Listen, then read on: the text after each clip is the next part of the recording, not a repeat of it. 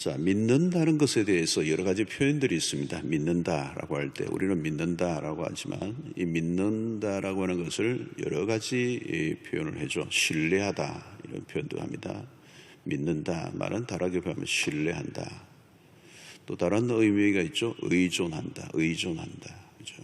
또 우리말에는 또 어떤 게 있으면 의지한다. 조금씩 차이는 있어요. 미세. 같은 단어는 아니에요. 조금 다르지만 믿음을 표현하는 이제 다른 의미들이라고 볼 수 있습니다. 그래서 누구를 신뢰하는가, 또 누구를 의존하는가, 누구를 의지하는가, 그죠? 무엇을 신뢰할 것인가, 무엇을 믿을 것인가. 자, 인간은 무엇인가를 의지하고 또 의존하고 신뢰하며 살아갑니다. 그래서 사실은 우리가 믿음을 어떤 것을 믿느냐, 이것은 우리의 삶을 모든 걸 결정하는 요소입니다. 믿음을 따라 우리가 그죠 살아가는 것이죠. 내가 믿는 것을 바라보고요, 믿는 것을 의지하잖아요. 믿는 자기가 믿고 신뢰하는 쪽을 바라보고 있어요, 언제나. 그죠? 어떤 분은 보니까 자식을 되게 믿더라고요. 그러니까 그 자식을 믿고 그 자식을 신뢰하고 그 자식을 의지하죠. 그러면 그 자식에게 꼼짝 못해요. 그죠? 늘 자식이 뭘 하는지 어떻게 되는지 그 자식에게 꼼짝 못해요. 그 자식에게 꼼짝 못한 매에 있는 것은 그 자식을 의지하고 있는 것이죠. 신뢰하고 있는 것입니다. 어떤 분은 돈을 신뢰하잖아요. 돈을 믿고 돈을 의지하고 돈을 신뢰하고, 그러니까 늘 생각에 돈이죠. 그 돈이 되는 쪽으로, 돈 방향으로 계속 움직이는 거예요. 그죠? 이 믿는다는 것은 우리의 삶을 움직이는 원동력입니다. 원동력. 우리는 모르지만 우리도 모르는 사이에 어떤 걸 믿고 있는 거죠. 그걸 신뢰하게 되고 그것을 의지하게 되고 그것에 의존하게 되고. 그러니까 뭘 믿느냐는 우리의 삶을 모든 걸 결정하는 요소라는 거죠. 자, 오늘날 시대의 특징이 불확실성이다. 그러죠?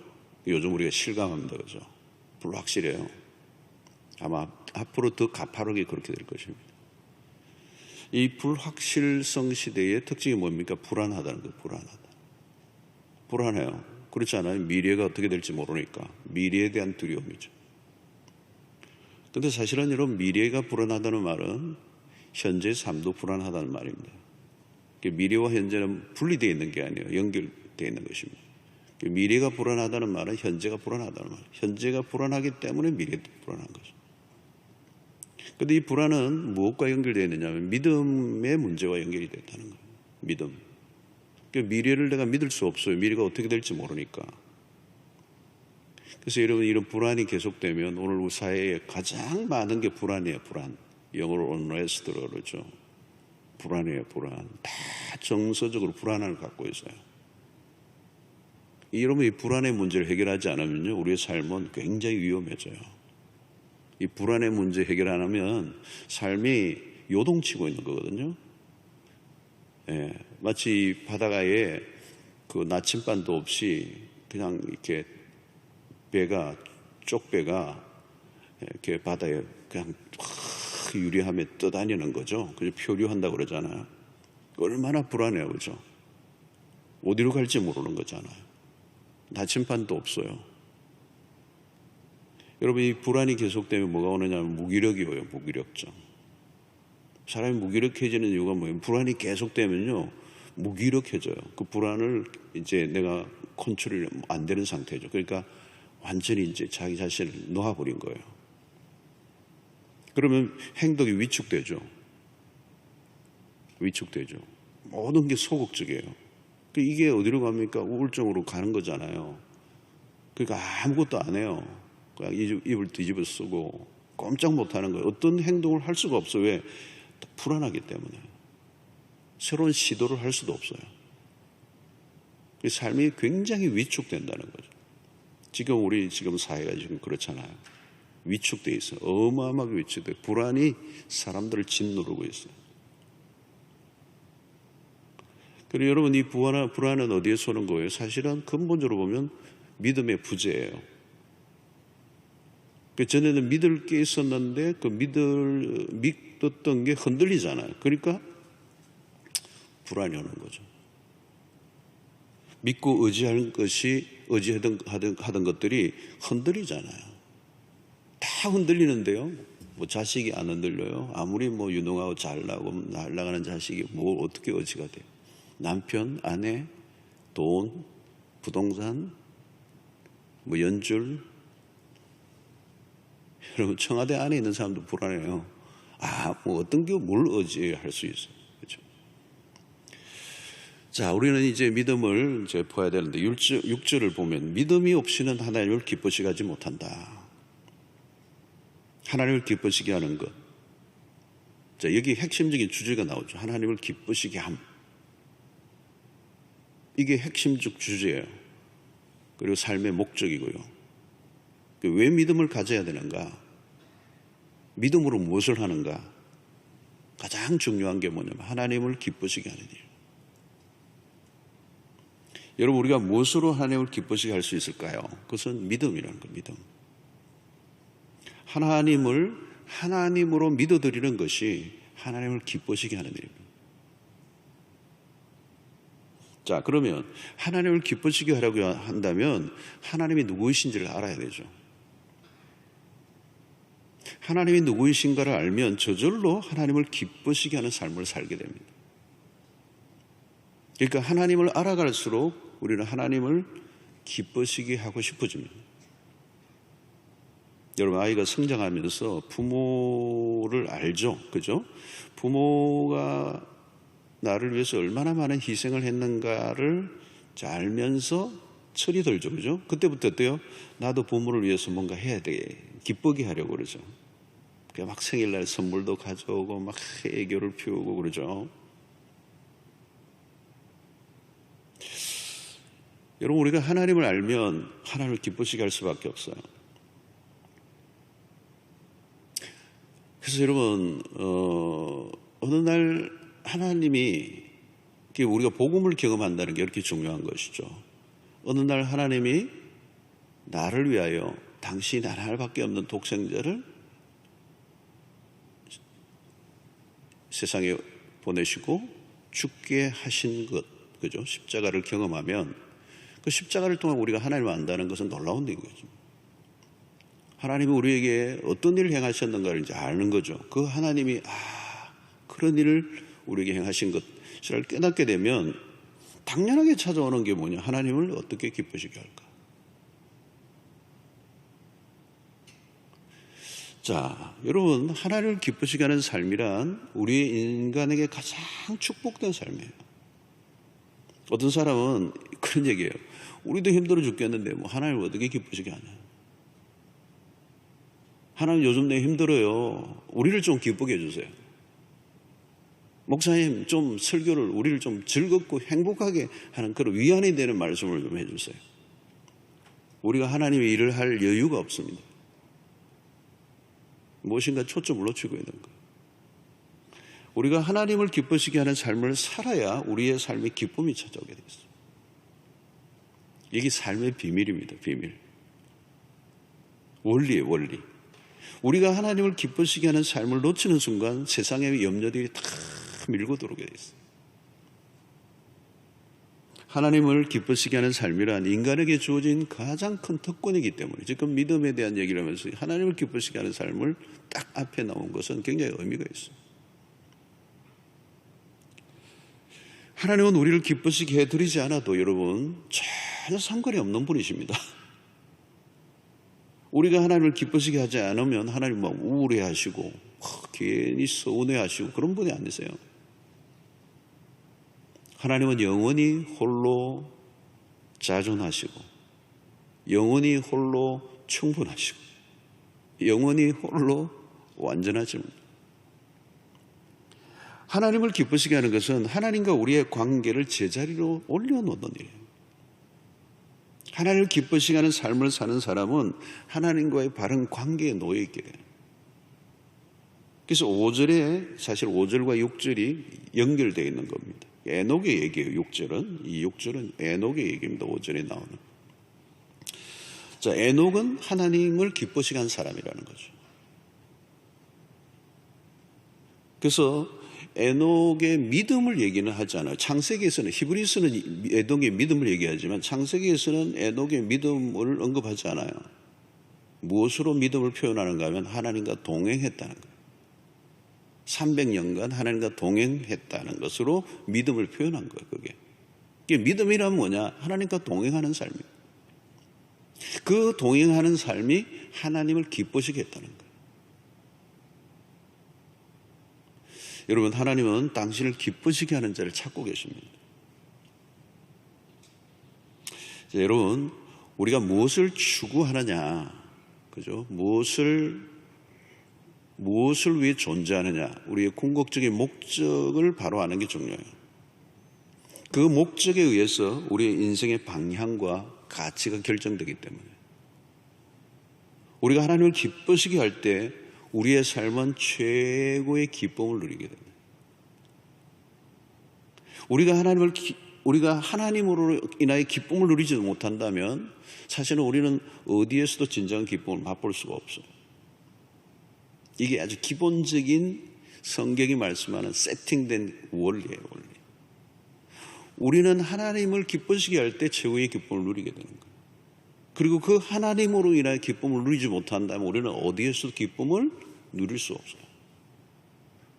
그러니까 하나님을 기쁘시게 하는 자를 찾는다는 말은 하나님과의 바른 관계를 맺기를 원하시고 그 관계 안에서만이 인간은 가장 인간다울 수 있다는 거예요. 할렐루야. 이게 하나님의 원리라는 거예요. 자, 그러면서 이제 이 믿음에 대해서 두 가지를 6절에서 다루고 있죠. 하나님께 나아가는 자는 반드시 그가 계신 것과 또한 그가 자기를 찾는 자들에게 상 주시는 이심을 믿어야 할지니라. 이게 먼저 하나님께 나아가는 자라고 그러죠. 누가 하나님께 나아가는 겁니까? 믿음을 가진 자. 어떻게 인간이 하나님에게로 나갈 수 있습니까? 인간과 하나님과의 거리를 좁히고 관계를 회복하는 길이 있습니까? 인간이 하나님에게로 나아갈 수 있는 길은 없어요. 그런데 하나님에게로 나아가려고 하는 다양한 시도들은 있었죠. 오늘 다원주의도 마찬가지예요. 인간이 스스로의 그 길을 개발하고 있는 거죠. 종교도 개발한 거예요. 하나님, 신에게로 나아가기 위한 길을 개발한 거죠. 그러나 하나님에게로 나아가려고 하면 하나님이 만드신 길로 가야 돼요. 그게 뭐예요? 믿음만이 하나님께로 나아갈 수 있는 유일한 통로는. 그러니까는 자꾸 다른 방법으로 하나님에게 나아가려고 시도를 하죠. 그 말은 믿음으로 하나님께 나간다는 진리를 못 믿어하는 거죠. 인간의 편에서는 무엇인가 해야 한다라고 하는 이 생각이 가장 자연적인 형태예요. 그러니까 우리에게 편한 것이죠. 그래서 종교개혁자들은 이 잘못된, 중세의 잘못된 이 행위 쪽으로 자꾸 가려고 하는, 인간의 편에서 뭔가를 만들어내려고 하는 것을 거부하고 오직 믿음, 솔라 피데, 이걸 강조했어요. 하나님에게 나아가는 자는 믿음으로만 가능하다.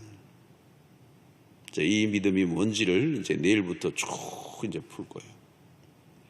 자, 하나님에게 나아가는 자는 무엇을 믿어야 한다고요? 이제 두 가지를 얘기하는. 첫 번째는 그가 계신 것을 믿어야 된다. 신앙의 출발점입니다.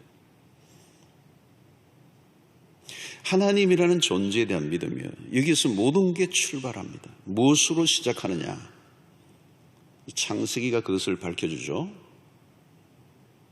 창세기 앞부분을 열심히 우리가 보아야 돼요. 그래서 제가 지난번에 창세기 1장부터 11장까지 설교를 여러 주에 걸쳐서 했습니다. 출발이 중요해요. 출발, 근원. 여기에서 삶의 모든 기본적인 설정이 이루어집니다. 하나님이 누구이신가? 여러분, 여기서 하나님이 계신 것, 우리는 첫 번째 우리 하나님의 존재, 하나님의 존재는 하나님은 창조자이시다. 여러분, 오늘 이 세상에 알려진 우주의 기원은 창조와 진화 두 가지입니다. 어느 쪽에 설 것인가? 하나님으로부터 출발할 것인가, 우연으로 출발할 것인가. 여기에서 세계관이 달라지는 것이죠. 전혀 다른 길이 갈라지는 것입니다. 나는 하나님에 의해 만들어진 피조물이라는 것을 믿는 것과 아메바로부터 진화된 존재를 믿는 것은 전혀 다른 세계예요. 세상으로 들어가면 전혀 다른 세계관이 존재하고 있는 것입니다. 여기에 따라 세상을 바라보는 방식, 세상을 해석하는 방식이 다 다른 거죠. 그래서 여러분 세상에 들어가 살면 뭔가 안 맞아요. 그 정상이에요. 안 맞아요. 전혀 다른 세계. 여러분 하나님이 우리의 존재의 근원이 되신다는 거, 이게 사도신경의 첫 대목입니다. 전능하사 천지를 만드신 하나님 아버지를 내가 믿사오니. 우리 신앙의 고백의 첫 번째가 뭐예요? 전능하신 하나님, 천지를 만드신 하나님. 그러니까 창조주 하나님의 존재를 부정하면 혼란 속에 빠지는 것입니다. 지금 성경에 도전하는 세상의 철학과 논리들이 난무하고 있죠. 그게 엄밀하게 들어가면 다인의 질환론, 칼막스의 칼막스의 공산주의, 프로이트의 정신분석, 거대한 영향을 미친 이 세 가지 이론이 성경과 전면으로 도전하고, 세상은 하나님의 존재를 거부하고 부정함으로 출발합니다. 여기는 하나님이 없어요. 그들은 하나님의 자리에 다른 것을 올려놓죠. 하나님의 존재를 지금도 지우려고 합니다. 이게 글쎄어지고 있죠. 시편 14편 1절에 이런 말씀을 하죠. 어리석은 자는 그의 마음에 이르기를 하나님이 없다 하는도다. 그들은 부패하고 그 행실이 가증하니 선을 행하는 자가 없도다. 여러분 오늘날을 우리는 지성사회라고 얘기합니다. 굉장히 높은 지성사회. 지성이 우상이 된 시대. 인간의 지성으로 하나님의 존재의 유무를 설명하려고 하는 어리석은 일을 하고 있죠. 하나님은 그것을 어리석다고 얘기해요. 인간은 지성이라고 얘기하지만 하나님은 어리석다. 하나님이 없다 하는도다. 자, 왜 여러분 그들이 어리석은 것입니다. 모든 것의 근원은 성경은 하나님이시라. 하나님이 인간의 존재의 기원이고 근거가 된다는 믿음은 매우 중요합니다. 하나님이 나를 창조하셨다는 것 안에 많은 것들이 들어있는 것이죠. 하나님은 창조주이시고, 창조주시라는 말은 뭘까요? 우리는 피조물이라고. 그 말은 내가 내 삶의 주인이 아니라는 것입니다. 우리는 하나님이 될 수 없다는 거예요. 나를 지으신 분은 하나님이시고 그분은 우리의 주인이 되시는. 이게 우리의 이제 모든 사고 체계의 세계관의 근본을 이루어야 된다. 그래서 우리는 모든 것을 하나님 중심으로 보려고 하는 태도를 가져야 돼. 성경을 읽어도 하나님 중심으로 읽어야 돼.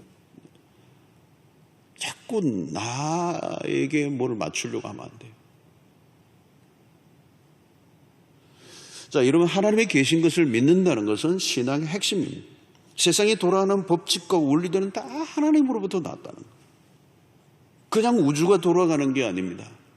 그래서 우리가 자연이라는 표현은 우리가 이런 풀, 산, 나무, 자연이라고 그러는데 이 자연이라는 표현은 그렇게 썩 좋은 표현이 아니에요. 자연이라는 것 스스로 만들어진 것 같은 느낌을 받잖아요. 그 용어가 성경적 용어가 배치되는 거예요. 하나님의 모든 것은 하나님의 지혜로부터 나온 것이고 그 원리와 법칙들이 다 하나님으로부터 나온 것이죠. 피조물을 보십시오. 하나님을 부정하려고 해도 부정할 수 없는 것들로 둘러싸여져.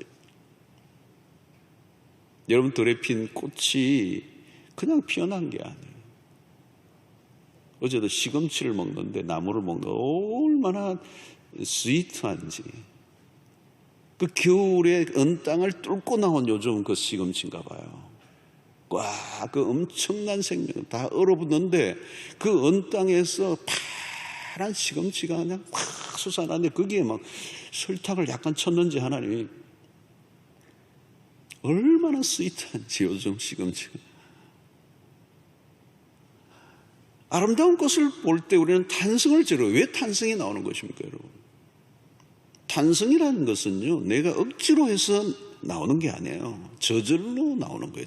탄성은 내가 하면 탄성해야지 그러지 않아요. 그냥 내 안에서 반응하는 거예요.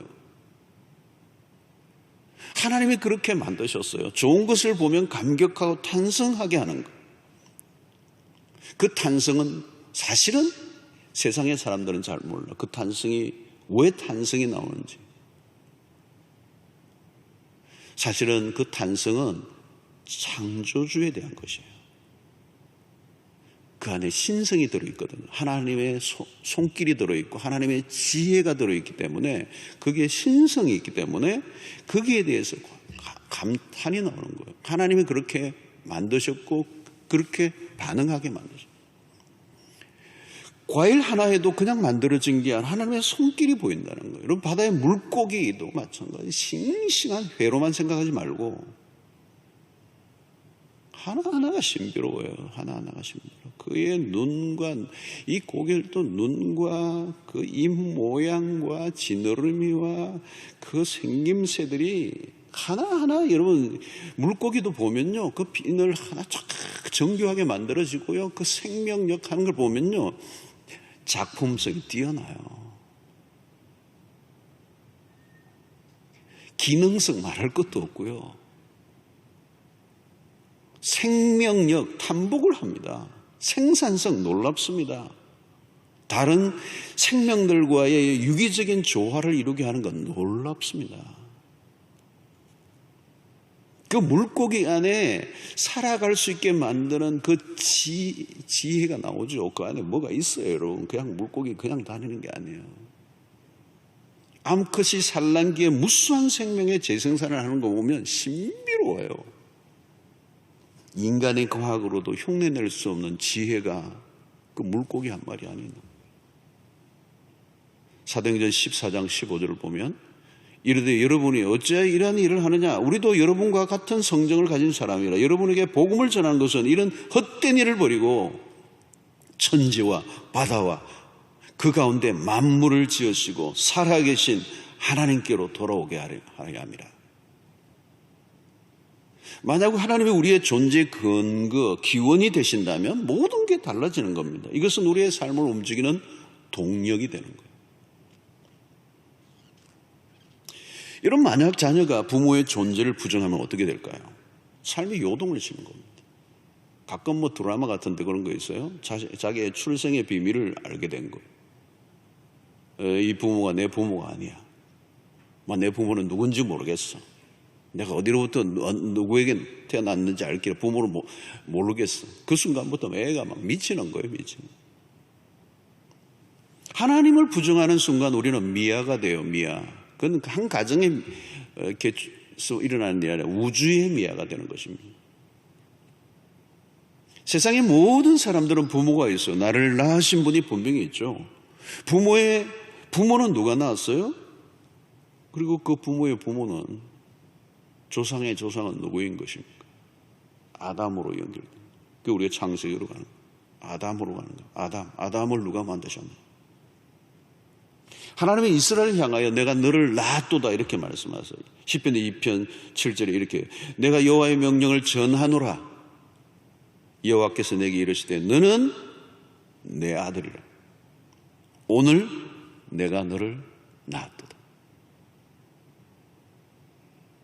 이거 엄청난 얘기잖아요. 엄청난 얘기잖아요. 하나님이 아니면 우리는 존재 불가능한 사람입니다. 우리의 존재의 근원을 부정하면 나라는 존재는 공중에 붕 떠버리는 거예요.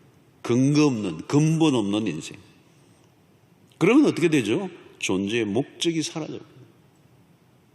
어떻게 살아야 되는지 알 길이 없어요. 그래서 우연히 왔다가 우연한 일로 죽는 것으로 끝나는 거죠. 얼마나 허무한 이야기입니까? 요즘도 스스로 목숨을 끊는 사람들이 자꾸 늘어나요. 존재의 근원을 모르는 거죠. 그러니까 의미가 없어요. 의미. 삶의 의미는 존재의 목적에서 나옵니다. 그 존재의 목적은 하나님을 인정할 때 오는 거예요. 여러분, 우리의 인생의 가장 힘든 순간은 언제입니까? 하나님의 부재의 의식을 느낄 때예요. 가정에서도 부모님이 돌아가면 어린아이일수록 충격이 너무 커요. 자녀들에게 부모의 영향이 얼마나 큽니까? 삶에 큰 영향을 미칩니다. 하나님의 존재는 그 이상이죠. 하나님의 존재를 부정하면 그 순간 어떻게 되죠? 내가 어쩔 수 없이 하나님의 자리에 앉아야 돼요. 하나님의 존재를 부정하니까 그럼 어때요? 내가 주인이죠. 내 삶을 받쳐주는 힘은 자기 자신이 되어야 되는 거예요. 근데 자기가 자기의 인생을 해결해 줄 수 있는가? 여러분, 하나님의 존재를 부정한다는 것만큼 참 불안한 인생은 없어요. 뭘 자기를 받쳐줄 수 있겠어요? 자기가 스스로 주인이 되고 자기가 하나님이 된 인생이 얼마나 불안하겠어요? 능력도 없으면서. 그러니까 불안한 거예요. 불안해. 그러니까 불안하다가 그냥 약 먹고 별 일을 다 하는 거예요. 술을 먹고 미치고 그러는 거잖아요. 하나님이 인간을 창조하셨다는 말은 인간은 하나님으로만 살 수 있는 존재라는 뜻이잖아요. 다르게 표현하면 하나님을 의지해야만 하는 존재. 그리고 그 의지는 그냥 의지가 아니라 절대적 의존을 해야만 하는 존재.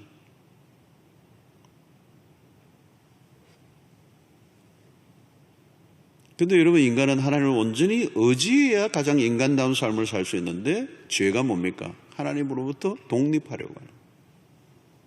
하나님과 분리되어 살아가려고 하는 것. 이게 인간의 죄성이고 그것이 삶을 파탄나게 하는 것이다.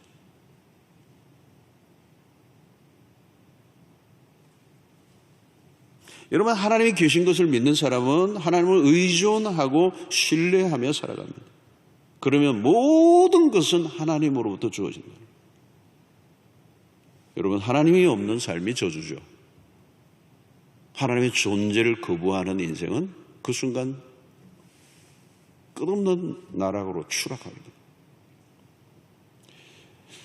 사랑하는 성도 여러분, 인간을 지으신 하나님은 인간을 책임지신다는 것.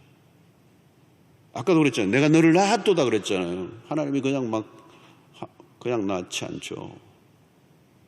무책임하게 자식을 낳고 유기하고 죽이고 그런 하나님이 아니시죠.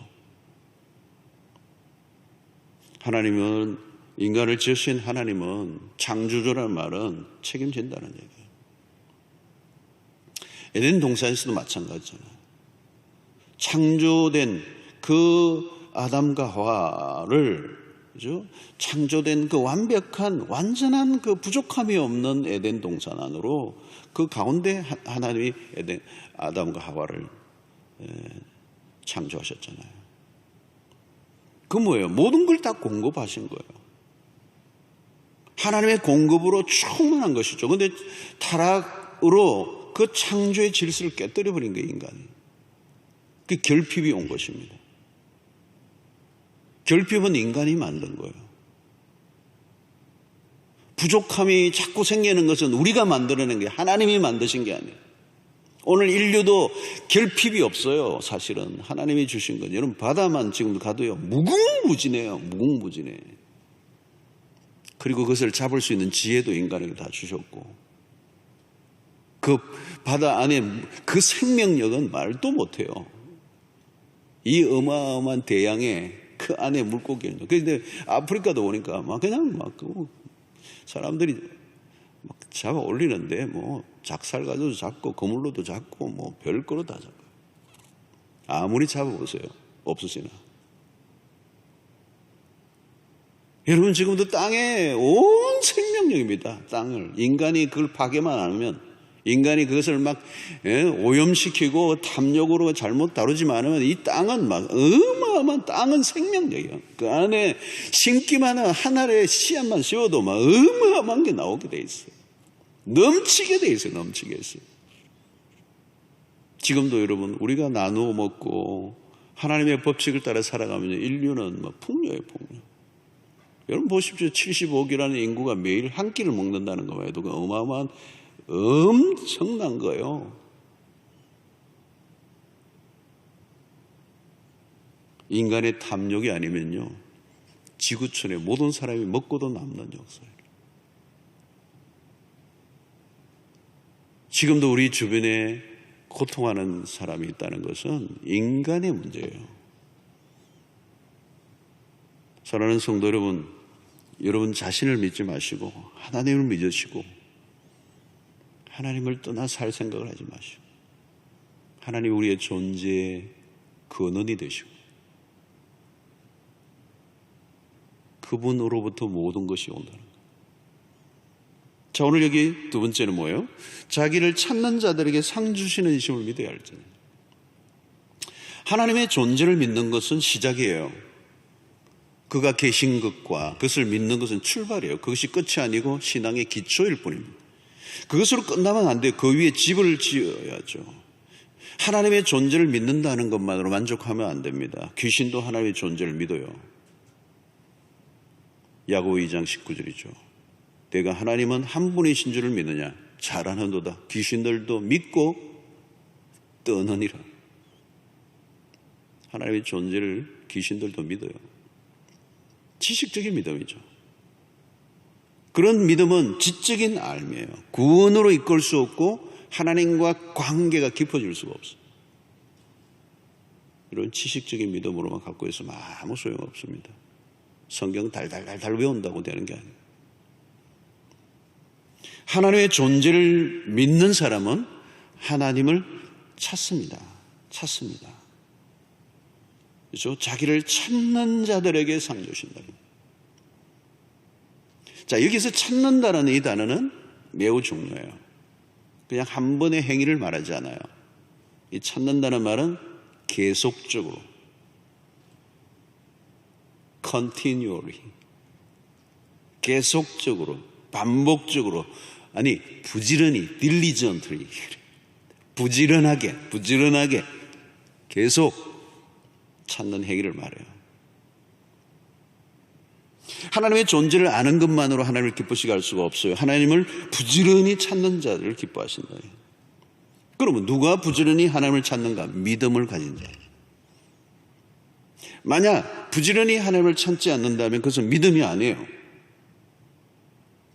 여러분, 하나님을 찾는 일은 흔한 일이 아닙니다. 믿음이 없으면 하나님을 계속 찾지 않아요. 하나님을 찾다가 왜 포기합니까? 믿음이 없기 때문에. 어떤 사람은 자존심으로 살아요. 기도는 마치 심약한 사람들이나 하는 것처럼 치부를 해요. 하나님을 의지하지 않아요. 아무리 힘들어도 하나님을 찾지 않고 이를 악물고 버텨요. 그죠? 자기 의지력으로. 여러분, 힘들 때 하나님을 찾을 줄 아는 게 복된 겁니다. 우리의 신앙이란 한 방향이에요. 하나님을 향해 나아가는 일상입니다. 항상 일상 속에서 하나님을 찾는 거죠. 일할 때도 하나님을 찾고, 공부할 때도 하나님을 찾고, 쉴 때도 하나님을 찾고, 어려운 일을 당해도 하나님을 찾고, 계속 찾는 거죠. 부지런히 하나님을 찾는 겁니다. 하나님을 찾지 않는 순간이 없어야 돼요. 우리가 코로나로 인해서 교회당에서 함께 예배를 드리지 못하고 있습니다. 그런데 여러분, 신기한 것은 이전에 모여서 예배를 드릴 때보다 훨씬 더 간절해지는 분들이 계세요. 그게 믿음이에요. 그런데 안 모이니까 하나님을 안 찾아버리는 사람이 있잖아요. 그 믿음이 없는 거예요. 믿음이 있는 사람은요, 이전에 모일 때보다요 더 배로 사모해요. 더 하나님을 찾아요. 더 하나님 하고 더 찾아요. 더 간절해져요. 그게 믿음이 있기 때문에 그래요. 믿음이 없는 사람은요, 이 물리적인 공간과 함께 사라져버려요. 없어. 믿음이 없어져. 안 찾아요. 하나님 안 찾아요. 교회 안 오니까 하나님도 생각이 안 나. 형식적인 믿음이었죠. 여러분, 하나님께로 나아가는 열심이 뜨거움과 미지근함과 신앙의 건강성이 거기에 달려 있어요. 건강한 신앙은 형식적일 수가 없어요. 형식적이지 않아요. 신앙의 열심이 중요하죠. 여러분 주일날 교회로 나올 때도 마음을 점검해야 돼요. 지금 비대면일 때 우리의 마음을 점검해 볼 수 있는 좋은 기회예요. 나에게 진짜 믿음이 있는가? 비록 교회당은 못 나오지만 계속 하나님을 찾고 있는가? 하나님을 사모하는가? 예배의 자리를 얼마나 사모하고 기다리는가? 여러분 어떤 사람은 몸은 예배당에 앉아 있는데 하나님을 안 찾을 수 있어요. 몸만 있는 거예요. 몸만. 그냥 멍하게 앉아 있다가 갈 수 있어요. 그러면서 10년 20년 다닐 수도 있어요. 자, 오늘 얘기해 보십시오. 그가 자기를 찾는 자들. 하나님은 그 찾는 자들을 눈여겨보시고요. 찾는 자들에게 가만히 계시지 않아요. 뭘 해요? 상 주시는 이시다. 하나님은 상을 약속하세요. 여러분 믿음을 가지면 이 상을 받는데 이 상은 메리트예요. 그죠? 프라이즈. 우리에게 주는 어떤 많은 것들을 하나님이 주시는 것들을 다 포함하는 얘기예요. 하나님에 나아가는 자는 놀라운 축복을 받아요. 사실은 하나님을 찾는 것 자체가 복이에요. 상이에요. 그 자체가 상이에요. 하나님이 우리의 가장 큰 상급이시죠. 또 이 상 주신다는 이 말 안에는 하나님은 매우 관대하신 분이시다. 우리를 창조하신 하나님은 우리를 내팽개치시는 분이 아니에요. 상을 주신다는 거죠. 하나님은 우리에게 늘 좋은 것을 주시는 분이시다. 그죠? 자, 그러면 하나님이 어떤 상을 주십니까?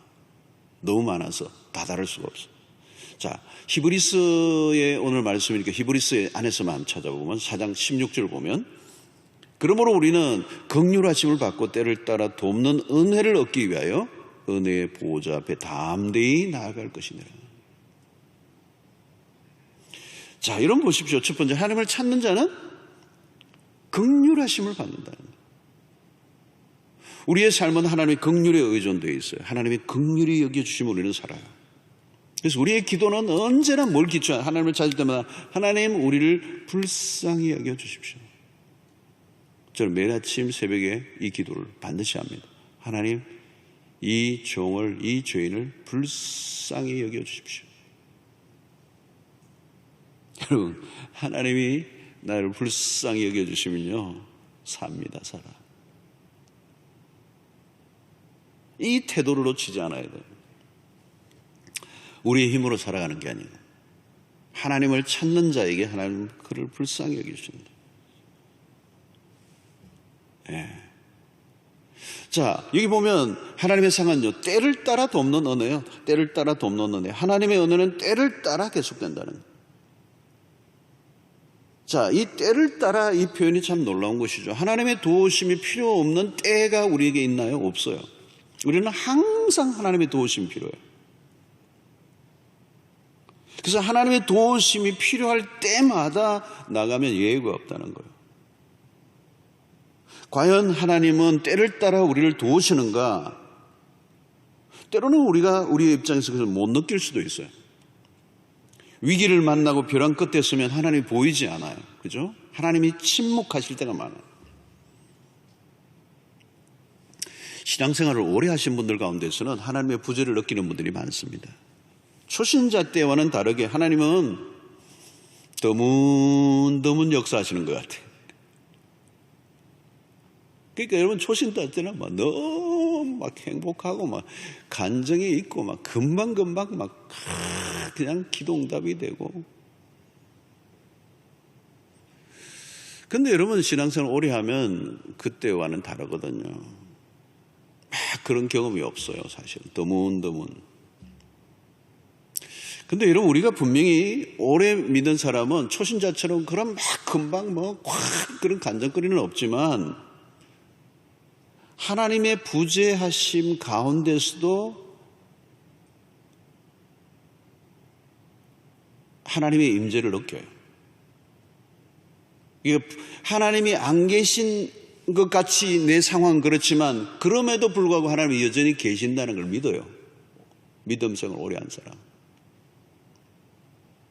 이건 이제 우리의 신앙의 경력이 쌓일 때 찾아오는 거예요. 하나님이 부재하신 상황이에요. 지금 내가 보면 하나님이 안 계신 것 같은 상황. 그런데 그럼에도 불구하고 하나님은 여전히 존재하신다는 걸 내 밑자리는 갖고 있는 거예요. 여러분, 예수님도 십자가상에서 하나님의 부재를 느낍니다. 아버지의 부재예요. 버리셨거든요. 그렇다고 하나님이 안 계신 거예요? 하나님은 계시죠. 하나님은 살아계시고 그 아들을 사랑하시고 그 아들을 부활로 초대하시는. 그런데 그 부재의 기간이 있는 거죠. 그 부재의 기간이 있긴 하지만 하나님의 존재는 여전한. 그래서 우리는 일시적인 부재, 사건 하나에만 집중하면 하나님이 손을 떼신 것 같아 보이지만 아니라는 거죠. 하나님의 역사는 길게 연결해서 해석해야 돼요. 우리는 빠른 해결을 원하지만 하나님은 우리를 더 성숙한 사람으로 이끌어 가시는 것이 목표예요. 문제 해결보다 더 중요한 것은 하나님의 사람으로 온전해지는, 그러니까 부분과 전체의 문제예요. 그래서 하나님은 때를 따라 우리를 도우신다는 것, 우리의 가장 적절한 주어진 환경과 시간과 모든 그 어떤 계절에 따라. 그래서 오늘 우리에게 주어진 것은 때를 따라 돕는 은혜로 인하여 주어진 오늘 우리의 존재는 그 은혜의 산물입니다. 지금 우리에게 있는 어떤 것도 하나님으로부터 오지 않은 게 없어. 그래서 다윗은 그 하나님에 대해서 어떻게 표현합니까? 시편 23편 6절에 내 평생에 선하심과 인자하심이 반드시 나를 따르리니 내가 여호와의 집에 영원히 살리로다. 여기 핵심은 내 평생에. 하나님의 은혜는 너무 커서 그 품을 벗어날 수가 없어요. 우리가 그 은혜 안에 들어있는 거예요. 은혜의 크대한 은혜 안에 도망을 쳐도 계속 잡히는 거예요. 어제 제가 야곱의 설교를 했지만 야곱은 계속 사실은 딴청을 피고 다른 길로 가는데 하나님은 계속 찾아오시잖아요. 못 벗어나는 거죠. 그게 은혜예요. 때를 따라 돕는. 자, 믿음으로 나아가는 자에게 주시는 이 상은 이 히브리서 바로 5절에 11장 5절에 쓰는 답이 분명해요. 믿음으로 에녹은 죽음을 보지 않고 옮겨졌으니. 영원한 나라죠. 우리에게 주어진 이 믿음으로 받는 최고의 보상은 하나님의 나라예요. 에녹은 믿음으로 살았습니다. 그 믿음으로 하나님과 300년간 동행했어요. 에녹은 믿음으로 하나님을 일평생 기뻐하시게 했습니다. 그에게 주어진 복은 죽음을 보지 않고 하나님이 옮겨주시는 일이에요. 그래서 사실은 300년 동안 하나님과 동행한 삶 자체가 뭐예요? 그게 하나님의 나라를 경험한 거예요. 1년도 아니고 2년도 아니고 300년간 하나님과 동행한 삶들. 그 자체가 하나님의 나라를 경험한 것이고, 그리고 그에게 주어진 축복은 죽음을 보지 않고, 이 죽음이라는 것은 죄를 지은 이후에 인간에게 주어지는 심판의 한 형태예요. 그것마저도 경험하지 않겠다는 거예요. 그것마저도. 그리고 하나님의 나라로 돌려지는 그 저주를 벗어난 복. 자, 여러분, 우리에게도 믿음으로 부활의 영광을 맛보게 하셨어요. 천국의 복이에요. 여러분, 가장 무서운 저주는 영원한 형벌, 이 죽음으로 인한 영원한 형벌, 그 저주에서 벗어나는 것. 모든 무거운 짐을 벗겨주시며 영원한 안식을 누리게 하시는 복은 우리가 상상을 넘어서는 사실 복이죠. 이것보다 더 큰 유업은 없습니다. 오늘 요즘 우리 그리스도인들이 천국에 관한 관심이 줄고 또 천국의 어떤 것인지에 대해서 별로 매력을 느끼지 못하고 있어요. 그런데 여러분, 결론은 믿음으로 얻는 상의 결론은 천국이에요. 이보다 더 큰 상은 없어요. 이미 이걸 우리는 믿음으로 받은 사람들, 그리고 지금 누리고 있고 또 그것을 완전히 누리게 되는 날이 올 것이다. 여러분, 천국을 상으로 받은 사람은 충분한 것이죠. 충분한 것이죠. 세상에서 좀 잘 안 돼도 너무 힘들게 생각하지 마세요. 천국을 가지고 있어요. 천국. 좀 억울하십니까 요즘? 너무 억울해하지 마세요. 어떤 분 요즘 보니까 아파트 때문에 희비가 엇갈리더라고요. 막 팔았는데 그 다음날 올라가지고.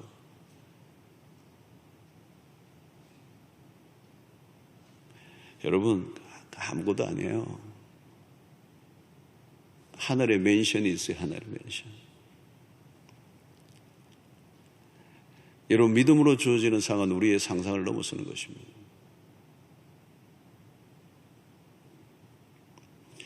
성도 여러분, 여러분은 지금 무슨 힘으로 살고 있습니까? 내가 의지하는 힘은 무엇입니까? 과연 그것을 의지할 만한 것입니까? 중요한 질문입니다. 우리에게 진정한 복은 믿음으로 사는 삶이에요. 믿음의 삶 자체가 복이에요. 믿음이 없이는 하루도 살 수 없어요. 믿음이 우리를 삶을 살게 만드는 원동력이기 때문에. 여러분, 우리는 흔들리는 세상을 살고 있습니다. 그런데 신자들도 함께 막 흔들려. 세상이 흔들리니까 막 신자들 같이 흔들려. 같이 흔들리는 이유는 뭘까요? 우리가 믿고 있는 게 세상이라는 거예요. 삶이 흔들리는 이유는 세상이 흔들리기 때문이 아니에요. 믿음이 흔들리고 있기 때문에. 흔들릴수록 이 세상이 흔들리고 내 삶이 흔들릴수록 우리는 믿음을 확인해야 돼요. 그 믿음은 하나님에 대한 믿음. 믿음으로 하나님과의 관계를 명확하게 해야 합니다. 여기서 흔들리면 안 되죠. 근본이 흔들리면 모든 게 흔들리잖아요. 우리의 근본은 믿음에 기초한 삶이에요. 세상이 혼란하고 삶이 힘들어질수록 우리의 믿음이 얼마나 중요한지. 이 기초예요. 삶의 기초, 근간, 가장 중요한 파운데이션. 나는 어떤 믿음을 가지고 있는가? 과연 믿음은 있는 것인가? 그 믿음은 어떤 믿음인가? 사랑하는 성도 여러분, 믿음의 대상이신 하나님에게 초점을 정확하게 맞추시길 바랍니다. 다른 것은 아무리 가지고 쌓아놓아도 믿음이 없으면 한순간에 폭삭합니다. 날마다 보잖아요, 여러분, 우리 세상에서. 아무것도 아니에요, 세상에. 믿음을 강화해야 돼요. 믿음을 계속 강화해야 돼요.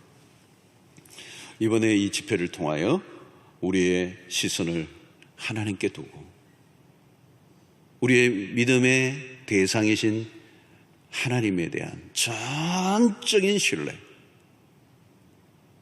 하나님에 대한 우리의 믿음이 흔들리지 않으면 우리를 흔들 수 있는 것은 이 세상에 아무것도 없어요. 하나님에 대한 믿음이 분명하면 되는 것입니다. 믿음이 우리를 살게 하는 힘이에요. 믿음이 있으면 돼요. 살아가게 하는 힘이 믿음에서 나오는 거예요. 엄격히 말하면 우리가 믿는 하나님으로부터 나오는 것이죠. 그 하나님으로부터 모든 생명력이 나오는 것입니다.